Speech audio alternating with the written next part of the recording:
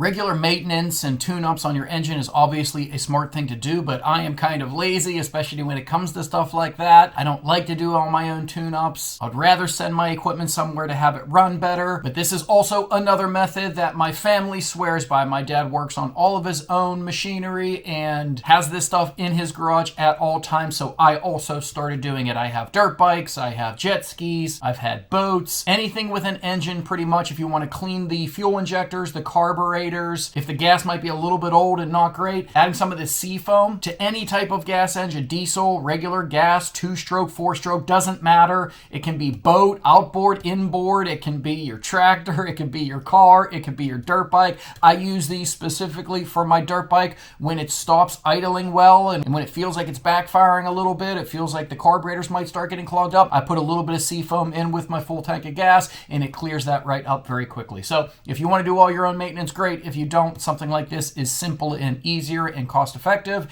and this is what I use and my family recommends and that I would definitely recommend.